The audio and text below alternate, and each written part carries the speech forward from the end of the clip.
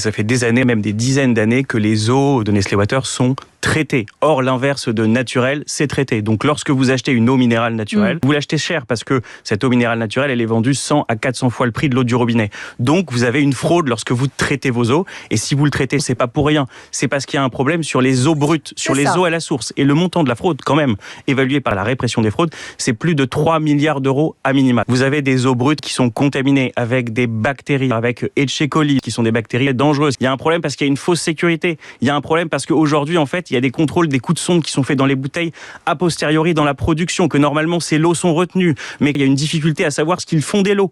Avec le groupe socialiste, on a décidé de s'intéresser à ce sujet parce qu'il y a le précédent de Buitoni qu'on a tous en tête et donc on a voulu regarder ce qui se passait. Il y a un point dont je veux qu'on discute, c'est la manière dont l'État a géré les choses, la manière dont l'État est rentré dans une logique transactionnelle. L'État ne s'est pas comporté comme l'édicteur de la norme, garant de l'intérêt général qu'il doit être. Il est rentré dans une discussion avec Nestlé.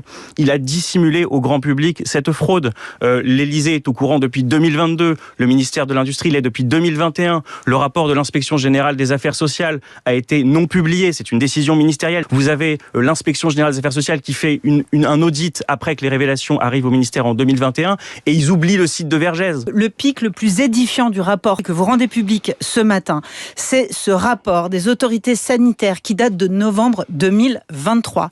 Un rapport qui est caviardé avec l'aide de Nestlé, à la demande de Nestlé, par toutes les échelles de l'État. Oui, c'est très grave ce qui s'est passé dans ce rapport. Vous avez un industriel qui devient co-auteur du rapport, c'est-à-dire qu'il y a des paragraphes entiers du rapport, laudateurs pour Nestlé, qui sont rajoutés à la demande de l'industriel. Et puis vous avez l'industriel qui se fait censeur du rapport.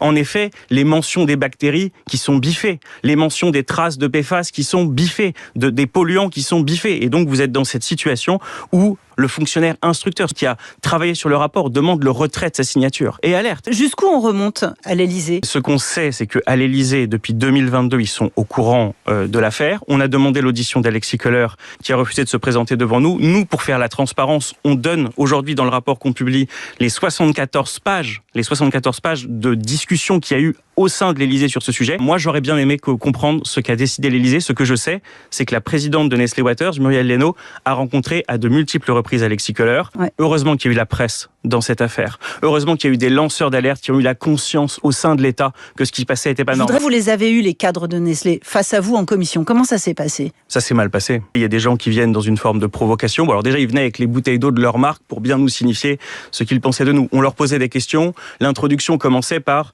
5 minutes de pages de réclame, de publicité sur la marque, son histoire, etc. Alors qu'ils étaient convoqués pour des sujets graves, sérieux. Et puis après, le refus de répondre, nous disant que des instructions étaient en cours à côté, qu'ils ne répondraient pas à nos questions. Donc je ne sais pas depuis quand tout ça a commencé, sans doute des dizaines d'années.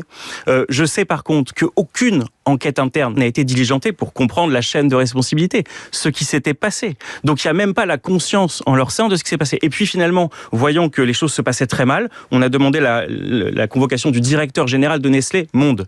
Et lui est venu, il nous a dit, bon, je vais faire des inspections internes, je vais me rendre compte. Mais c'est les paroles pour l'instant. On attend toujours les actes et en effet, c'est compliqué avec Nestlé.